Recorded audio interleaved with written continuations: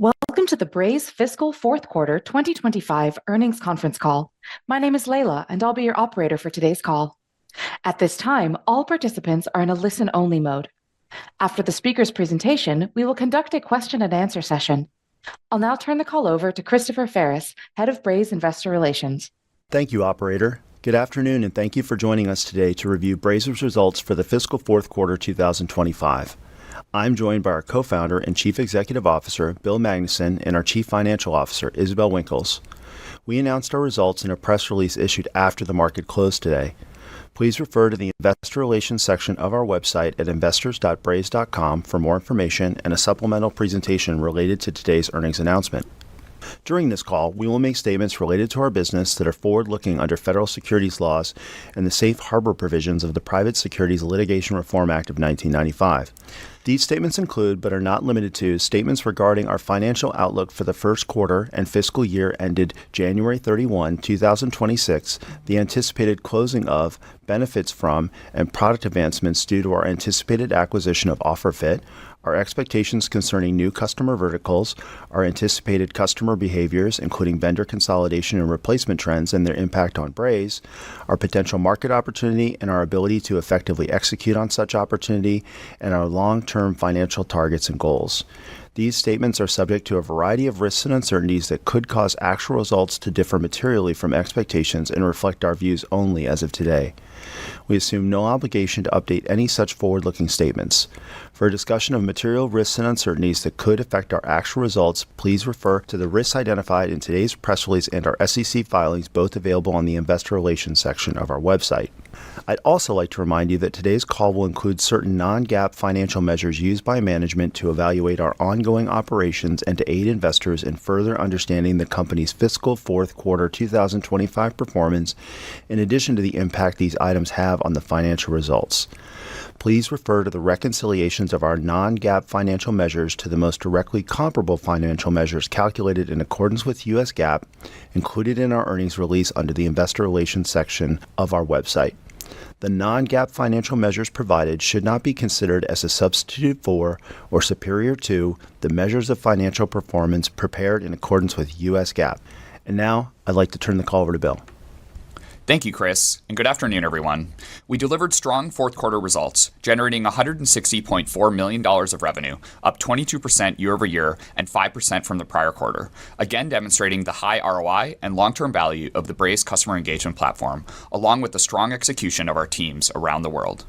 We drove continued efficiency across our business, recognizing nearly $8 million of non-GAAP operating income in the quarter and achieving a non-GAAP operating margin of 5.0%, up from negative 5.7% in the fourth quarter of last year. We also achieved our third straight quarter of non-GAAP net income profitability, generating over $12 million of net income and over $15 million of free cash flow. Our financial results for the full year demonstrated impressive operating leverage, including $18 million of non-GAAP net income, nearly $20 million of free cash flow, and an 850 basis point improvement in non-GAAP operating income margin, which combines with last year's efficiency efforts to represent a nearly 20 percentage point improvement over the last two fiscal years.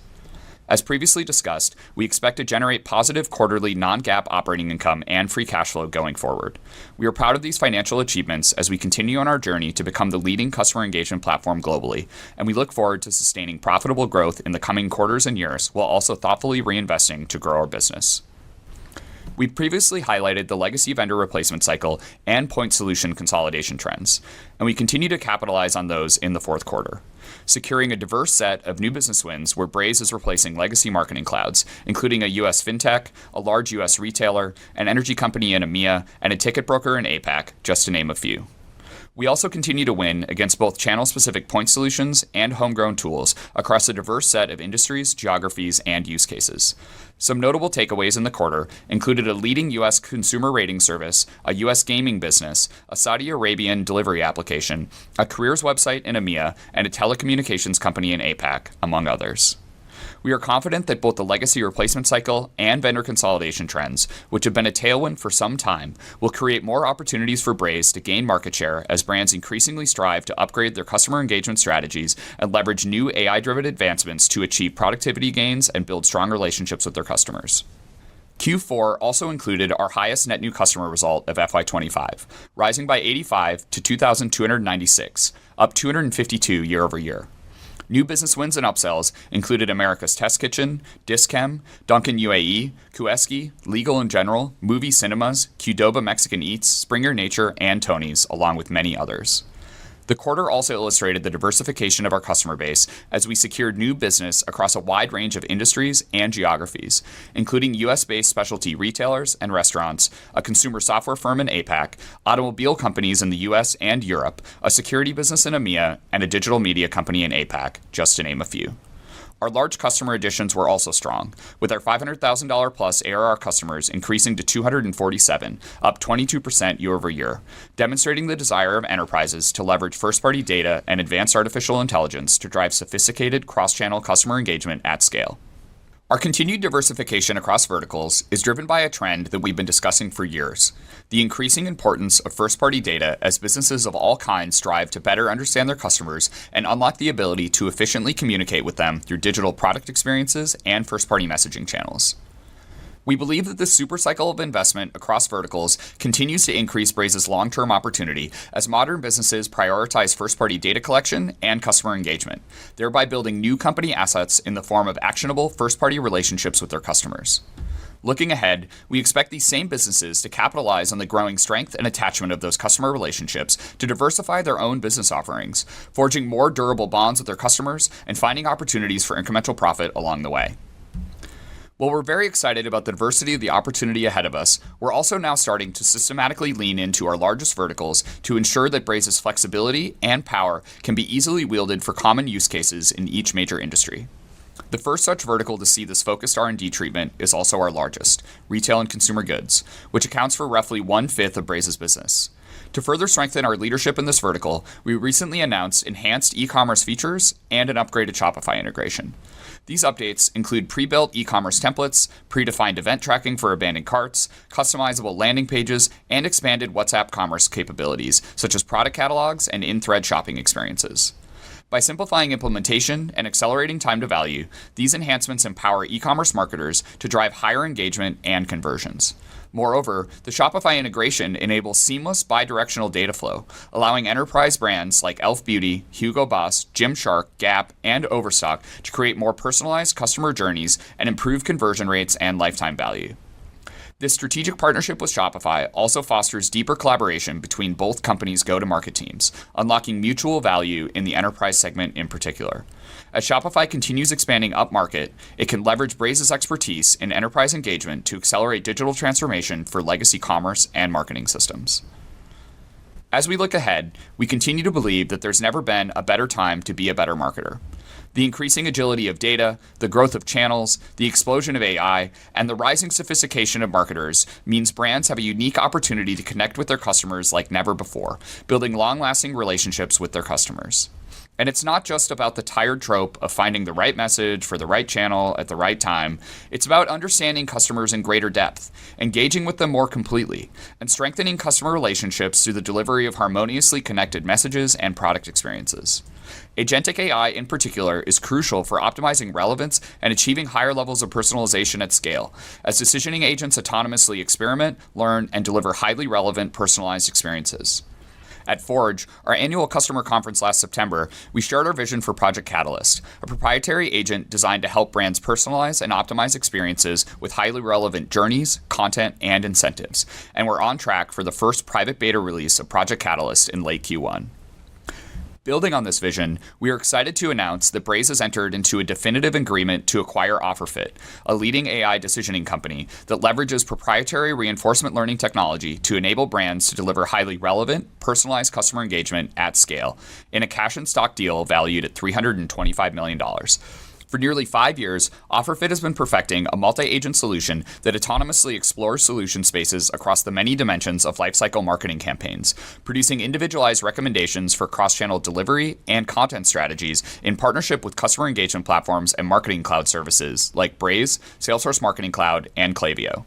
The technology approach is based on ensembles of contextual bandits and is highly flexible, replacing the manual work of A/B testing with reinforcement learning agents that autonomously experiment and learn optimal actions.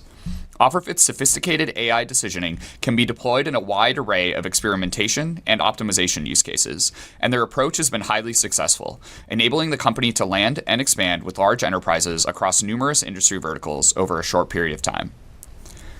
OfferFit's customer base, vertical focus, and user sophistication complements Braze's enterprise motion in particular. Like Braze, an ideal large OfferFit customer is a high-scale B2C brand investing in sophisticated marketing technology. Their average starting contract is typically in excess of $250,000 per year, with top industry verticals including financial services, retail, restaurants, media and streaming, energy, telco, and travel. In fact, as OfferFit's most prominent partner, nearly 1/3 of current OfferFit customers use Braze as their primary customer engagement platform. And while their go-to-market motion is still focused in the United States, they've shown an ability to sell globally that we expect will be amplified by Braze's robust existing presence across EMEA, LATAM, and APAC. In the near term, we believe OfferFit's solution will help us grow deal sizes through their unique reinforcement learning products and services, and also help us differentiate versus competitors by providing a wide spectrum of AI-driven optimization capabilities at various price points and service levels. Over the medium term, much as we've done with other core aspects of Braze AI, we will infuse OfferFit's agents and machine learning models throughout the Braze platform, allowing us to jointly solve new use cases and enhance existing features to help brands deliver more relevant customer engagement. Finally, we believe their engine and expertise will enable Braze to more quickly advance multiple Braze AI priorities, further positioning Braze as a leader in AI and customer engagement to capitalize on a massive market opportunity globally. We're incredibly excited to have OfferFit's team and technology joining Braze, combining our collective years of research and development into machine learning and artificial intelligence to advance our product ecosystem and drive brilliant experiences for our customers and their consumers. I'll conclude my remarks by reiterating our excitement in the future of Braze and the confidence in our long-term growth story. Thank you for your interest and support in Braze, and now I'll turn the call over to Isabel. Thank you, Bill, and thank you everyone for joining us today. As Bill stated, we reported a strong fourth quarter with revenue increasing 22% year over year to $160.4 million, driven by a combination of existing customer contract expansions, renewals, and new business. Subscription revenue remains the primary component of our total top line, contributing 96% of our fourth quarter revenue, while the remaining 4% represents a combination of recurring professional services and one-time configuration and onboarding fees. Total customer count increased 12% year over year to 2,296 customers as of January 31, up 252 from the same period last year and up 85 from the prior quarter. Our total number of large customers, which we define as those spending at least $500,000 annually, grew 22% year over year to 247, and as of January 31, contributed 62% to our total ARR. This compares to a 60% contribution as of the same quarter last year. Measured across all customers, dollar-based net retention was 111%, while dollar-based net retention for our large customers was 114%. Expansion was again broadly distributed across industries and geographic regions. Revenue outside the U.S. contributed 45% to our total revenue in the fourth quarter, consistent with the prior quarter of this year and up 100 basis points from 44% in the prior year quarter. In the fourth quarter, our total remaining performance obligation was $793 million, up 24% year over year and up 11% sequentially. Current RPO was $505 million, up 23% year over year and up 10% sequentially. The year-over-year increases were driven by contract renewals and upsells and the signing of new customer contracts. Overall, our dollar-weighted contract length remains at just over 2 years. Non-GAAP gross profit in the quarter was $112 million, representing a non-GAAP gross margin of 69.9%. This compares to a non-GAAP gross profit of $89 million and non-GAAP gross margin of 67.9% in the fourth quarter of last year. The increase in year-over-year margin was driven by continued cost optimization of our technology stack, with additional benefits from personnel efficiencies, partially offset by higher premium messaging volumes. Non-GAAP sales and marketing expenses were $60 million, or 37% of revenue, compared to $55 million, or 42% of revenue in the prior year quarter. While the dollar increase reflects our year-over-year investments in headcount costs to support our ongoing growth and global expansion, the improved efficiency reflects our disciplined investment approach to resource deployment across our go-to-market organization. Non-GAAP R&D expense was $23 million, or 14% of revenue, compared to $21 million, or 16% of revenue in the prior year quarter. The dollar increase was primarily driven by increased headcount costs to support the expansion of our existing offerings, as well as to develop new products and features to drive growth. Our R&D expenditures reflect our intentional yet disciplined technology investment strategy and are in line with our long-term non-GAAP R&D percent of revenue target of 13 to 15%. Non-GAAP G&A expense was $21 million, or 13% of revenue, compared to $20 million, or 15% of revenue in the prior year quarter. The dollar increase was driven by investments to support overall company growth and global expansion. Non-GAAP operating income was $8 million, or 5% of revenue, compared to a non-GAAP operating loss of $7 million, or negative 6% of revenue in the prior year quarter. Non-GAAP net income attributable to Braze shareholders in the quarter was $12 million, or 12 cents per share, compared to a loss of $3 million, or a loss of 4 cents per share in the prior year quarter. Now turning to the balance sheet and cash flow statement. We ended the quarter with approximately $514 million in cash, cash equivalents, restricted cash, and marketable securities. Cash provided by operations during the quarter was $17 million, compared to cash provided by operations of $4 million in the prior year quarter. Including the cash impact of capitalized costs, free cash flow in the quarter was $15 million, compared to a negative free cash flow of $4 million in the prior year quarter. And as we have noted in the past, we expect our free cash flow to continue to fluctuate from quarter to quarter, given the timing of customer and vendor payments. Now turning to guidance. Please note that our formal guidance excludes the impact of the planned OfferFit acquisition, which we expect to close in the second quarter. The transaction is expected to add approximately 2 percentage points to year-over-year revenue growth and be modestly dilutive to non-GAAP operating income margins in the fiscal year. We plan to update our guidance to account for the transaction after it closes. For the first quarter of fiscal 2026, we expect revenue to be in the range of $158 million to $159 million, which represents a year-over-year growth rate of approximately 17% at the midpoint. As a reminder, our first quarter contains 3 fewer days compared to the other 3 quarters of the year, which each contain 92 days. First quarter non-GAAP operating income is expected to be in the range of $0 to $1 million. First quarter non-GAAP net income is expected to be $4.5 million to $5.5 million, and first quarter non-GAAP net income per share in the range of 4 to 5 cents per share, based on approximately 108 million weighted average diluted shares outstanding during the period. For the full fiscal year 2026, we expect total revenue to be in the range of $686 million to $691 million, which represents a year-over-year growth rate of approximately 16% at the midpoint. Fiscal year 2026 non-GAAP operating income is expected to be in the range of $25.5 to $29.5 million. At the midpoint, this implies a non-GAAP operating income margin of 4 percentage points, roughly a 400 basis point improvement versus fiscal year 2025, in line with the annual margin expansion framework we outlined at our Investor Day last September. While we expect to remain operating income positive for the year, inclusive of the proposed acquisition of OfferFit, the dilutive impact in fiscal year 2026 is likely to result in a temporary departure from the framework, with a return to a more meaningful year-over-year operating income expansion next year. Non-GAAP net income for fiscal year 2026 is expected to be in the range of $34 million to $38 million, and net income per share is expected to be 31 to 35 cents per share, based on a full-year weighted average diluted share count of approximately 110 million shares. I'll close by reiterating our excitement about Braze's future. We remain committed to becoming the global leader in customer engagement solutions and driving product innovation while executing against our long-term financial goals. And with that, we'll now open the call for questions. Operator, please begin the Q&A. We will now begin the Q&A session. If you would like to ask a question, please use the raise hand feature at the bottom of your Zoom window. Please limit yourself to one question. I will wait one moment while the queue assembles. Our first question comes from Ryan McWilliams with Barclays. Please unmute your audio and ask your question. Hey, congrats on the quarter and congrats to Miles on a great run. Bill, glad to see the Braze technical brand refresh earlier this week, along with today's announcement of the OfferFit acquisition. Love to hear more about what OfferFit could add to your platform, and how do you envision AI agents improving marketing campaigns for your customers in the near future? I have one follow-up. Thanks. Yeah, of course. So I think I'll just start at the top and break down the two major components that I think are necessary to understand the synergies behind this deal and the logic behind it and why we're so excited about it.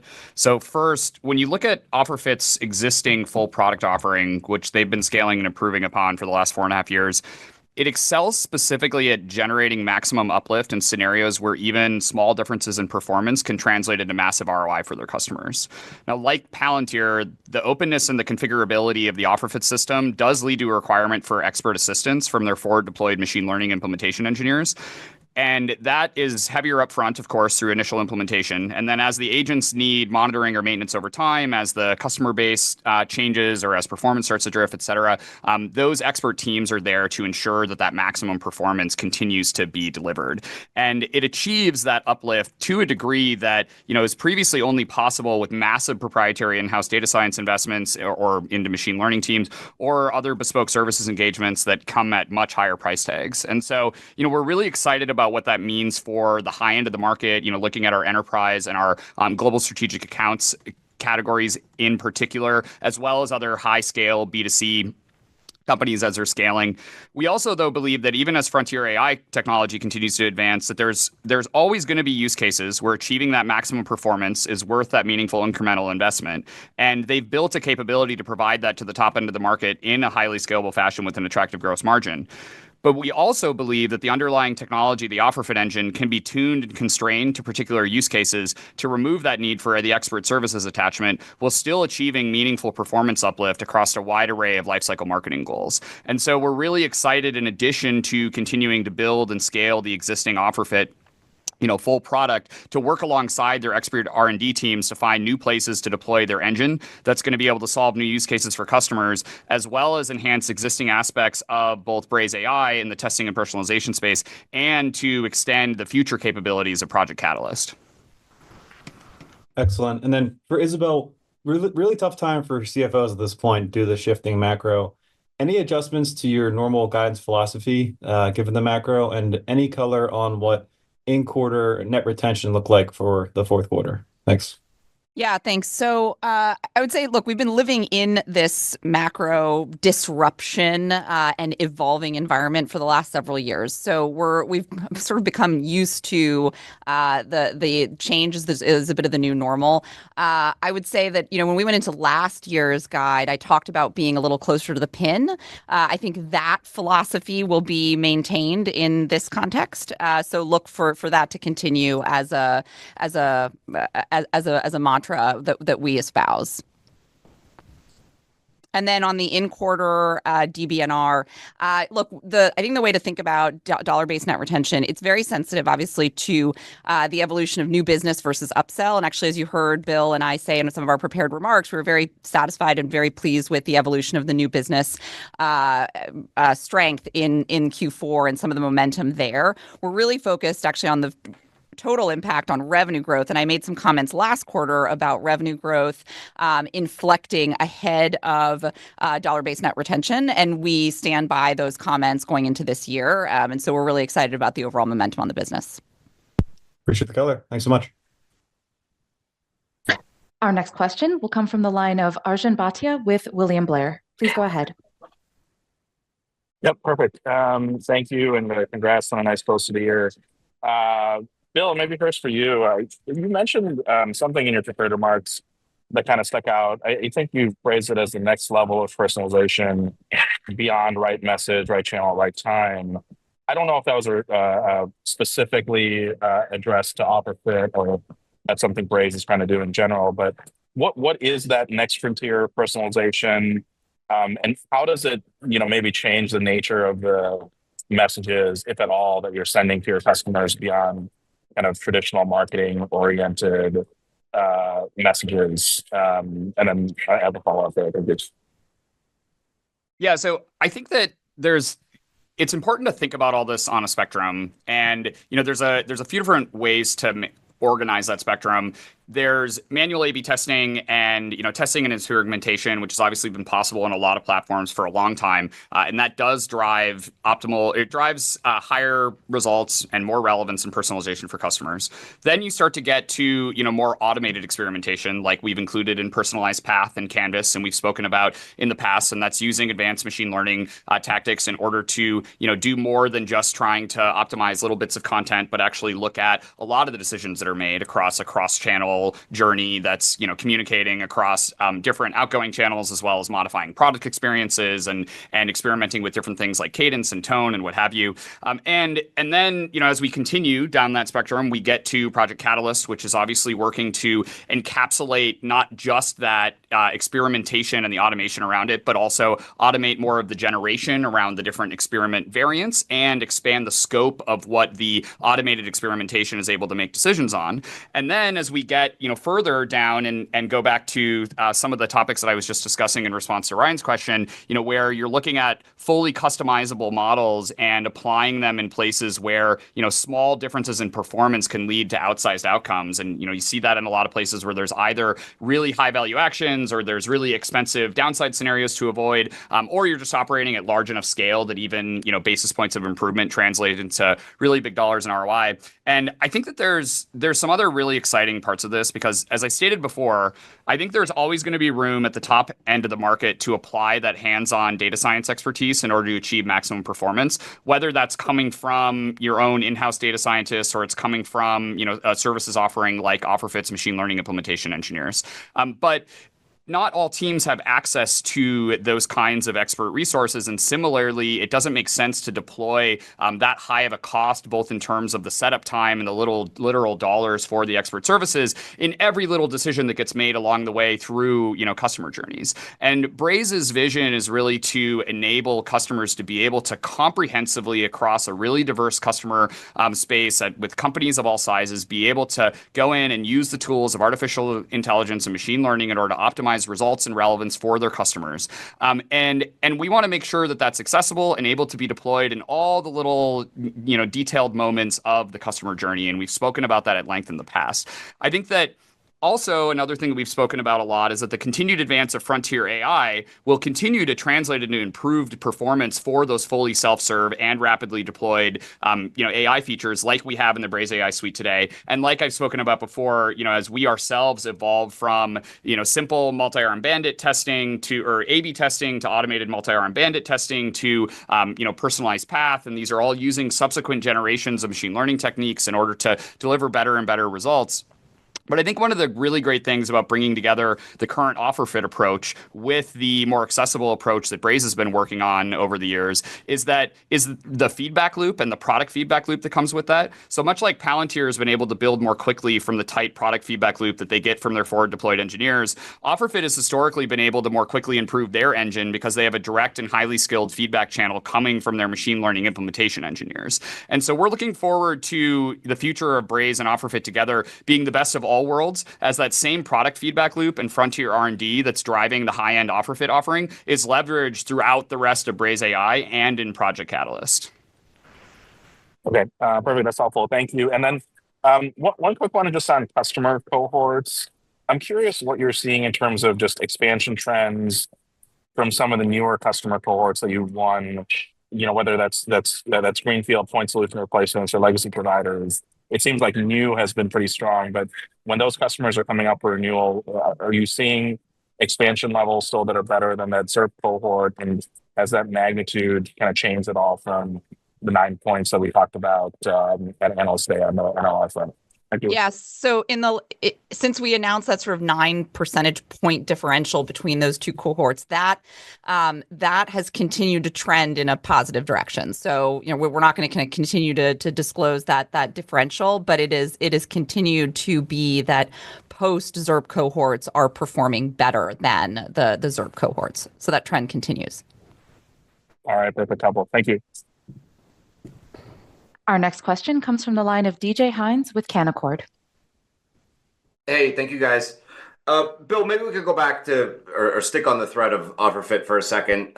Look, you explained the technology and the value prop very clearly. Maybe just speak to the business outcomes a little bit that you see for your customers that are already using OfferFit today, like do they send more messages? Is it just that the messages are more effective? Can they create content faster? Just help me understand kind of how it translates from a revenue perspective to what Braze might actually see as you kind of push OfferFit more broadly across the customer base. Yeah, so I think that in terms of the performance that you see, what you should expect is enhanced relevance. And so there are parts of the OfferFit offering that include automatic content generation. Those are very similar to the assistants and the helpers that are in the Braze composers today. And in fact, the Braze composer suite and the Gen AI assistants that accompany them are actually ahead of what OfferFit offers today. And we're excited to be able to, focus their R&D where they've been specialized and have them be able to draft off of a lot of the other things that Braze has built around its dashboard, inclusive of things like reporting and those composers and the Braze data platform and our enterprise permissioning and just a lot of the other things that we've built along the way that they'll be able to benefit from and accelerate with. I think also when you look at the number of messages sent, we don't expect that to materially change, although there are great examples where when OfferFit works with Braze customers in particular, they often will start out optimizing for a single channel, but because of Braze's cross-channel capability and the ease with which you can move strategies from channel to channel on Braze, it has promoted in our shared customers in the past, them expanding those OfferFit use cases across other Braze channels. And so that's been, really great to see. And we certainly hope to continue to see that trend continue as that makes our customers stickier and helps with them upsell and cross-sell across the board. And I think also the key differentiator when you think about the business impact in terms of what we sell and how we sell it, I think is that OfferFit, because of the demonstrable performance uplift and really the focus on going into these extremely high value use cases, is in an extremely good position to value sell. They show incredible levels of ROI for their customers when they deploy. They're able to maintain those high levels of performance through the attach of those machine learning implementation engineers, and they're doing it at a value and scalability level that maintains really attractive gross margin despite the attachment of those expert services to the software offering that they're deploying. Yeah. Okay, very clear. And then Isabel, what is the mix of cash and stock in that 325 million? Yeah, so it's 42% equity and the balance is cash. Okay, perfect. Thank you, guys. Our next question will come from the line of Gabriela Borges with Goldman Sachs. Please go ahead. Hi, good afternoon. Thank you.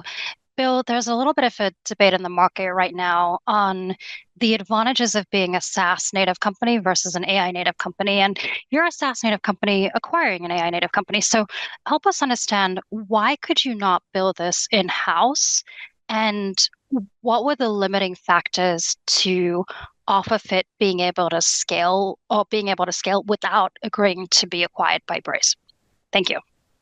Yeah, so I don't think in either of these cases this was a can't. Both teams have highly capable engineering and product groups with really great R&D capability and are on great trajectories. But when we look at the synergies that we'll be able to achieve and the way that we'll be able to complement each other based off of where both kind of a combination of where focus areas and also where comprehensiveness has been in the past, we think that it's going to be, a really fantastic coming together of the expertise and the experience that the OfferFit, primarily data science focused offering has had in the field, the work that they've done, much of which was with roughly about, I referenced this in the prepared remarks, but almost a third of their existing customers already work with Braze. And so it's something where, we knew them well as a partner. We could see the synergies that we'll be able to achieve together. We can see the improved customer outcomes that come out of us working together. And we think that together we can both move faster.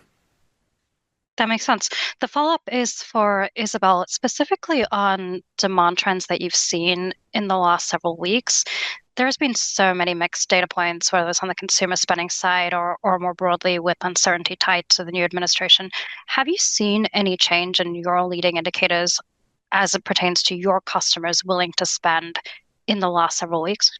So nothing specific in the last several weeks. We do recognize that the evolving global trends, and specifically, as you mentioned, around some of the tactics of the new administration, are going to create some challenges for some of our customers and our prospects. But as we think about how pipeline is evolving, how pipeline is behaving, the trends of whether it's linearity or just amounts of closed won through Q1 so far, there's nothing that we're seeing that gives us pause on the immediate trends.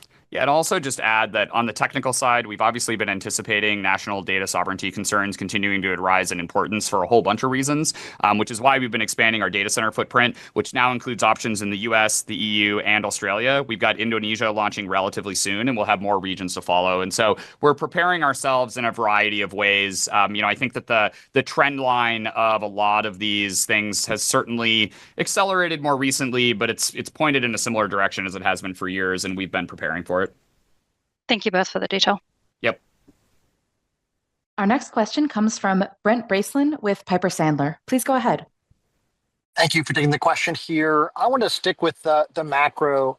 Little surprise given retail and consumer goods are the largest vertical for you, yet you still had really strong CRPO backlog build in the quarter. I think bookings looks like it actually slightly accelerated. Bill, could you just talk about the feedback from retail and consumer goods companies in light of tariffs and uncertainty there? Is it cost that they're leaning into Braze? Is it the rigidity of old legacy platforms and they need to be more flexible? Walk us through what's resonating in a increasingly mixed environment. Then Isabel, if you could just touch on net new logo growth here. Ads were the highest in a year and a half. What drove that strength? Thanks.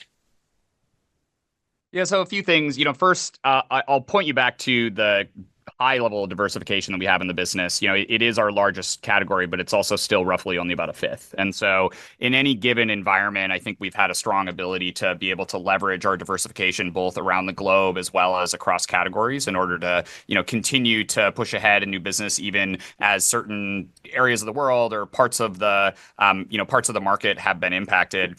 I think also, one of the things that we've learned over the last couple of years, in particular when we're looking at the enterprise segment, is that these enterprise replacement cycles are stickier and longer term and more considered than a lot of the short-term noise that we look at. And so I know, we can hear some of the short-term responses to a lot of the things that are happening recently with tariffs, and there's concerns about costs, and there's things like that. And there's been versions of that happening as inflation and currency strength has ebbed and flowed over the course of the last couple of years. But I think that some of the things that underlie a lot of the legacy replacement cycles tend to be tied more to the long-term contract lengths of those legacy marketing cloud deployments, the budget cycles, the teams coming into play. There's RFPs being run for all of these replacements. And so those aren't things that just kind of waver and get interrupted, week by week. They tend to be more longstanding and definitely a lot of the story of the last year and what we saw culminate in Q4, in the enterprise in particular, was that these deal cycles do continue to be long. They continue to involve more stakeholders. A much higher percentage of them go to RFP than used to in the past. There's less appetite for customers to pay for overlapping contracts in order to kind of go through migration periods and things like that. And so those are all things that make that legacy replacement cycle, harder and makes it take longer and take more effort. Now, on the flip side, we feel better about the competitive position that we're in against the legacy marketing clouds than we ever have. There's obviously a lot going on, a lot of announcements coming out of the likes of Salesforce and Adobe, but it's very clear as well that the marketing cloud, the aspects of the experience cloud that we compete with are simply not the focus area of those businesses right now. I think that more and more customers and their technology partners and their agency partners are starting to wake up to that. And so that's starting to, I think, build more momentum around how people are thinking about the risks that, are associated with sticking with the incumbents, even though they might be in a risk-averse posture. And so, that's all against a backdrop that includes all those other factors that I just mentioned that is still making it difficult to execute in. But I think we feel really good about the investments that we've made over the last couple of years to put us in the position that we're in the enterprise in particular, and we're eager to continue to make progress and take share in that enterprise space, especially against the legacy marketing clouds. And then, Brent, on your question on logo count, so I'll make three comments. So one, Q4 is generally a strong quarter for kind of tapping into new budgets and securing new logos. So that just generally Q4 can be a helpful kind of seasonal quarter there. We did do better in this Q4 on logo churn, so that we had a little bit less of a headwind working against us. So really happy with how that played out. And what I will say is that there was nothing unnatural that happened in Q4 with regards to incentive structures or anything that would have driven like some sort of an odd one-time pop in additional logos. So this is very much kind of core business performance. Helpful color, and I'll echo congrats to Miles on a great run. Our next question will come from Brian Peterson with Raymond James.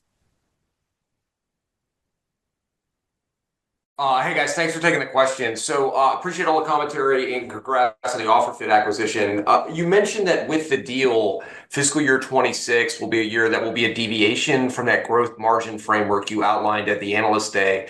Is that dynamic solely due to OfferFit, or is there any organic investments that you're seeing or making because there's a product or growth opportunity? Would you love to just get the perspective there? Thanks, guys. Actually, yeah, thanks for the question. If you go back to my organic outlook for the year, so we did provide guidance both for the quarter and for the full year, and you look at the non-GAAP operating income dollars and that the implication of the margin relative to the revenue outlook, that is consistent with the framework. So I did want to set that stage. The transaction has not closed yet, but we are indicating that once the transaction does close and we provide updated guidance, we do want to set the stage and flag to the market that there will be a deviation once we embed those costs.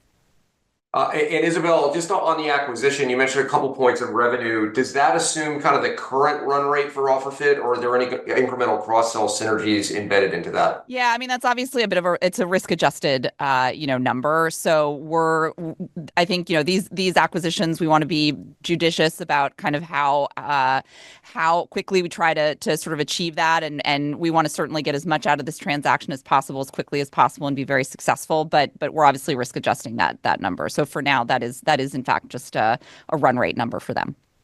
Understood. Thank you. Our next question comes from Derek Wood with TD Cowen. Great, thanks.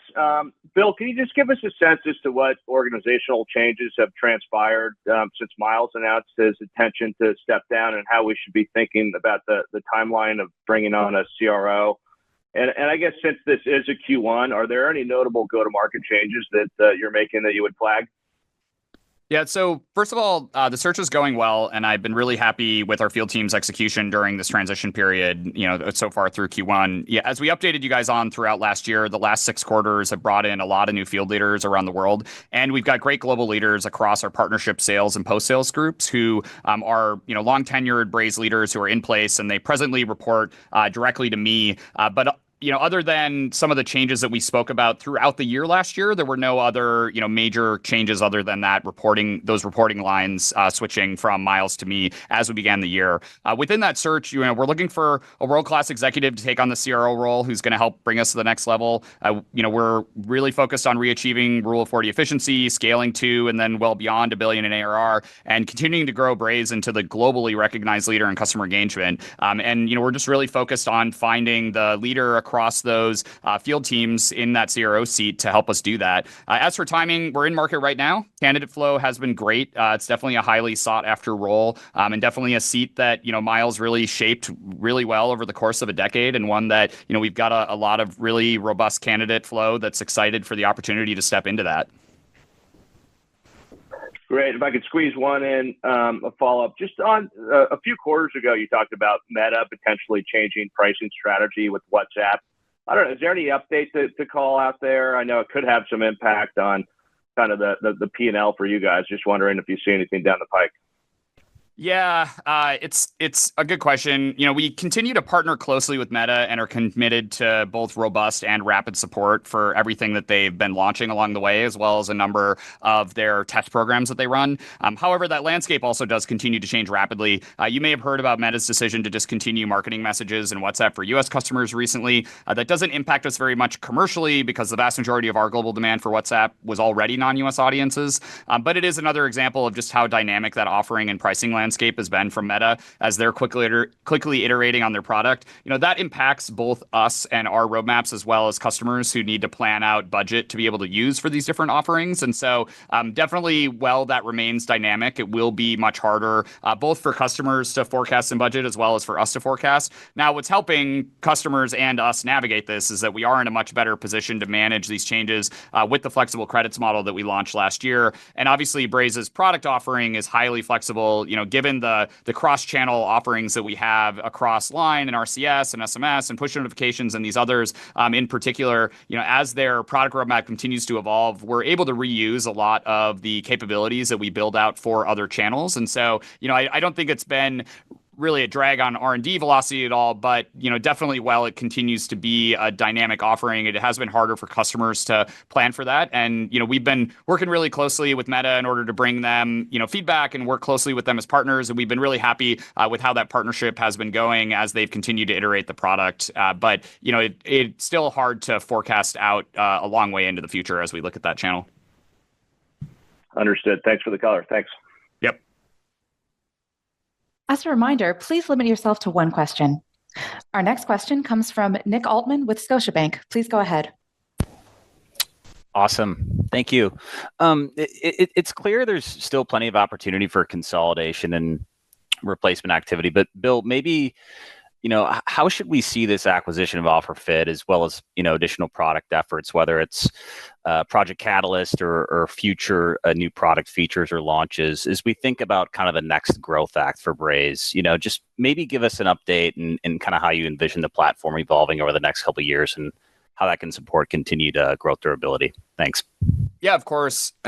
We're really excited about the potential for these because, as I spoke about at the top of the call, the technology that we have at our fingertips for customer engagement today is certainly head and shoulders above where it was 5 years ago, 10 years ago, even just a couple of years ago. There's also still a tremendous amount of room for continued improvement in terms of the relevance and the just the performance that we actually achieve in these channels. And it also continues to be the case that the ROI of engaging in first-party channels, of leveraging the first-party data that a brand already has ownership of, which is an asset that brands across every vertical continue to put more and more investment in, that opportunity to create outsized value and return from continuing to optimize more of the first party world in much the same way that a lot of the performance marketing world has been really focused on for a long time. We think there's still tremendous opportunity to continue to find more leverage and performance there. And I think both Project Catalyst as well as OfferFit is a really great way for us to both help our customers achieve that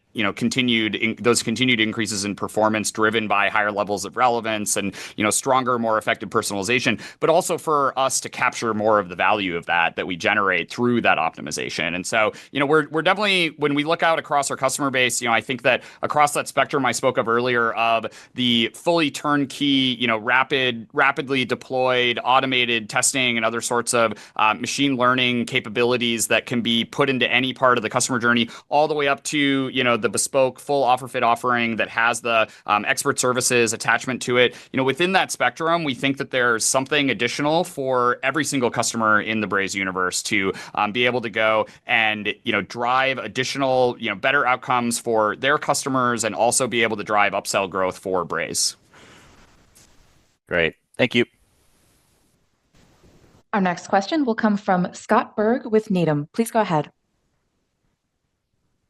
Hi, everyone. Really nice quarter. I guess the one for me is Bill, you talked about the vertical focus in R&D and of course the new shop announcement with the integration there. But how do we think about the benefit that your customers are going to get outside of maybe just streamlining the technology side of that integration? Is there I guess how else does it affect, I don't know, product use, sales cycles, all those types of things? How much more efficient will that be for those customers? Yeah, I think there's a few things. First, a lot of these capabilities they're focused on getting more rapid time to value for customers, both as they get up and running in the first place, as well as they expand into new use cases. The data model expansions that we have, and a lot of the kind of vertical specific capabilities that we're putting in places like product catalogs, within the segmentation options, within things like the purchase object, et cetera, those have a dual benefit where they both, by virtue of getting those more organized and standardized, customers can actually deploy more quickly, but they also make the machine learning efforts that we have happening in Braze AI able to be more effective as well, because we're able to get the data into more standardized formats where we're then able to deploy models that are, as I mentioned before, when a model is more constrained, it's easier to deploy. That doesn't mean it's less flexible, but of course, the more that we can standardize the data models around specific verticals, the more use cases we can actually accomplish and deliver additional value to through those more constrained models. And so you should see these things as working hand in hand to both, improve the offering, the visibility of the offering within those categories, the time to value for customers in those categories, working with Braze, getting up and running with Braze, and then over the longer term, those deployments being able to, because they're more bespoke to the vertical, us being able to then parlay that into additional features and enhancement that are both driven by, stronger machine learning models, but also just improving productivity for marketers that work within those categories for all the common use cases that they have. Very helpful. Congrats on nice quarter again. Yeah, thank you. Our next question will come from Taylor McGinnis with UBS. Taylor, you can use *6 to unmute.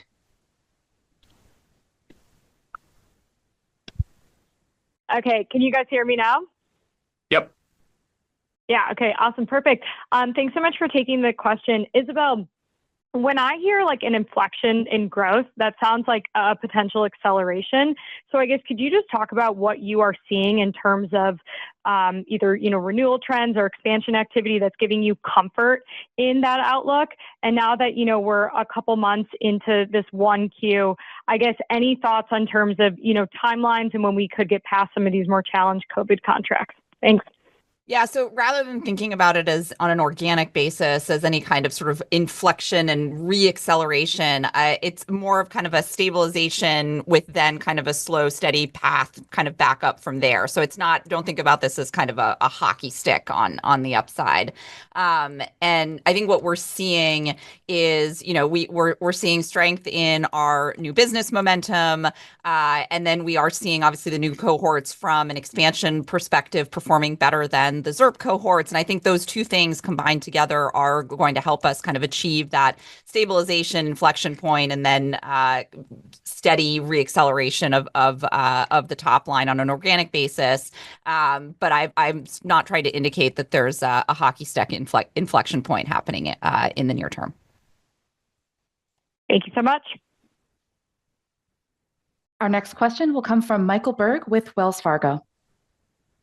Hey, congrats on the quarter. Thanks for taking my question. I have another one for Isabel, but this time in relation to Project Catalyst. You noted that it's likely to come out GA later this quarter, next quarter. So I'm curious how to think about what's embedded in the guidance in terms of Project Catalyst contribution, and has that changed, or has the way you thought about the product contribution changed post acquisition here? Thank you. Yeah, so obviously the guide on an organic basis doesn't include OfferFit and just includes kind of our own business, and I don't think Catalyst is going GA quite as quickly as you're indicating. Yeah, as I said in the prepared remarks, the first private beta release will be at the end of Q1, and we expect subsequent beta releases before GA. And there's been nothing said about when it goes into GA. Yeah. So I wouldn't expect anything material, related to that embedded in the guide or, coming anytime soon. Got it. And then a quick follow-up for Bill here. You know that this is the best you felt in the competitive landscape here. Some of your key legacy competitors have talked about their core products, competitive products underperforming. Has that created more discussions or more uptick in top of funnel activity? Or how can we think about the changing competitive landscape, taking shape for you guys? Yeah, so I've been talking about this for a little while now, and I think that I'll call it the kind of distracted posture toward the competitive products within the parts of the legacy marketing clouds that Braze competes with has been picked up on by the broader community, and that has a few implications. One is that we're seeing partners that have been longtime services or technology partners to those marketing clouds, starting to look around and figure out what their next act is going to be. And as Braze emerges as the category leader in customer engagement, we're having a lot more of those conversations with prospective or current partners about doubling down on their commitment to Braze. I think also there's been a lot of enterprises in particular that have really been they've been looking forward to a product roadmap from those capabilities. They maybe have been noticing the gap between what they'd like to have and what the legacy marketing clouds are delivering to them for a while. But the product marketing around it and their prospective future roadmaps have felt really good, and they've been holding on, hoping that those promises will come true in the near future. And now I think it's becoming increasingly clear to people that those products are more stagnant than they are really pushing ahead. And in the meantime, Braze continues to push ahead into new frontiers with highly focused and robust R&D, specifically in the customer engagement space. And so when we consider both the absolute positioning as well as the relative investment posture, I think that we feel really good about that, and I think the ecosystem's starting to notice that as well. Awesome. Thank you. Our next question comes from Brian Schwartz with Oppenheimer. Hi, thanks for taking my question. So I wanted to follow up thinking about the integration with the architecture plans with OfferFit. I think you mentioned that they have a different data model than Braze. As you think about scaling Braze's architecture in the future, is the plan to get back to one tech stack, or is it faster to scale by adding other tech stacks? As you think about your future revenue strategy. Thanks.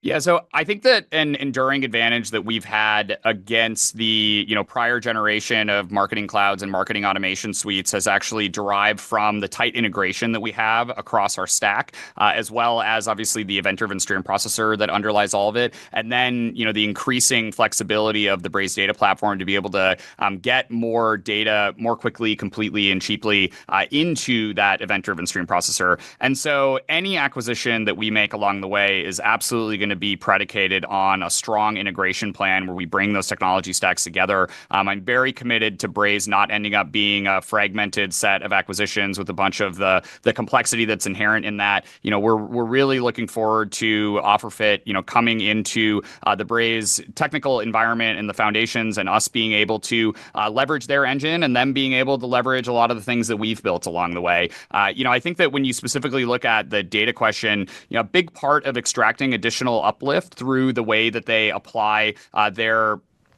that they generate their features and apply their reinforcement learning to it is actually activating bespoke company or industry-specific data across both the customer feature space, which is to say, kind of all the data that you have on first-party users across the user profiles, as well as the action feature space, which basically means like all the different optionality that you have to make different offers, provide different incentives, different copy, different choices that you have along the customer journey. And so bringing in both of those flows in a bespoke way also then requires transforming those incoming data flows to extract features that are usable for machine learning. It involves navigating regulatory and other requirements, especially in places where they work, like in finance. And they bring a lot of hands-on experience in that area. So now, on the other side, too, we're excited to speed up their roadmap because the Braze data platform is a more comprehensive data platform with more connectors already built than they've already created on their side. And that ends up being very complementary because they've really worked to make their data pipelines specifically for that transformation into features for usage by machine learning, and to adhere to a lot of those regulatory requirements, in particular in the high end of the enterprise and these highly regulated environments. The Braze data platform has has built to be a comprehensive solution across the B2C space to be able to get data into our customer engagement stack, quickly, completely, and cheaply. And we think that there's just really good synergies there as we continue to build. But we are very committed to making sure that the end state, and indeed one that we get to rapidly, is one where the integration is tight, so that we can both benefit from continued R&D advancement that builds without incurring the flexibility or without incurring the complexity that arises from more fragmented technology. Thanks. Our next question comes from Yoon Kim with Loop Capital. Okay, great. Congrats on the solid quarter, Bill and Isabel. Strength in the new customer ads that you saw in the quarter. Any new bundles or packaging that drove that strength? And if you can update us on how the initial land deal size has been trending. Yeah, so we only update our pricing and packaging meaningfully once a year, and the refresh for that will actually be coming up as we begin Q2. I'll also remind everyone that we launched the flexible credits model around this time last year, and the adoption of that has been really good, but we had limited it to just a couple of channels. And so we've actually, in this upcoming version or refresh of pricing and packaging, we're going to be expanding the flexible credits model to also include email, content cards, banners, audience sync, and message archiving. And so, that we're excited about that and continuing to see good benefits from that. And obviously, we did see the benefits of the flexible credits model being there in Q4. I think that, similarly, we're continuing to see the kinds of buying trends that I've spoken about a lot of just, there's a lot of scrutiny and rigor behind all of these evaluations that are happening. And the upsides to that are that people are scoping their purchases in ways that they're getting up and running more quickly and more completely through their initial integration because they've got stakeholders all aligned before they're ready to go. A lot of these RFPs are drawn out, which has the downside of it being a longer sales cycle, but has the upside of, more often the company is ready to go for implementation right away. And so I think those are some of the differences that we're seeing. It's not materially different in Q4 versus the rest of the year, but obviously we were happy with the new business performance in the quarter. Okay, great. Thank you so much. Our next question comes from Patrick Walravens with JMP Securities.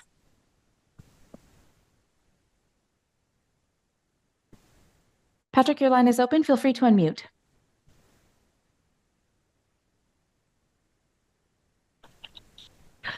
Sorry about that. Can you hear me now?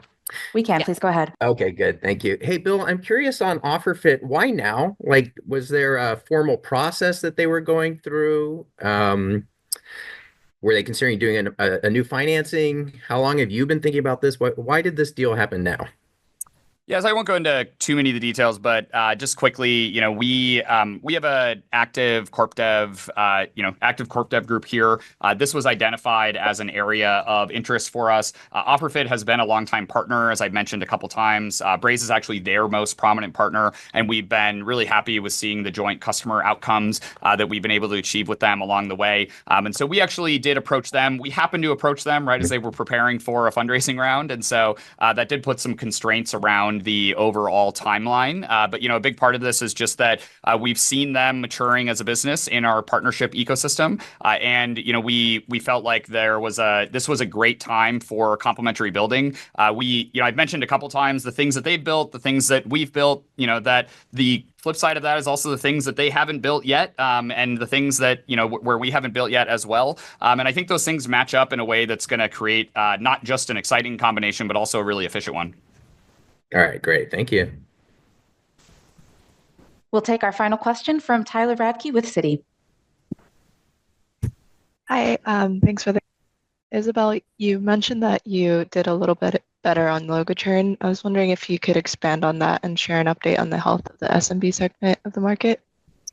Yeah, I mean, look, the one thing about churning an account is once you've churned it, you can't churn it again. And so we've had a few quarters now where we've been talking about levels of churn that have been higher than what we would want on a sustained basis. And we're starting to kind of work our way through that. Now, there are we're probably still not all the way through some level of contract right sizing among some of our customers who will stick around, but will have to kind of right size their entitlements as they come up for renewal. But that said, we have indeed flushed out a number of smaller accounts that whose business health was certainly at risk. Thank you. There are no more questions in the queue, so I'll pass back to Bill for closing remarks. Yes, thank you everybody for joining us today. We obviously really exciting news today and really happy with the execution from the team around the world. We're looking ahead to a great fiscal year and we'll see you next quarter.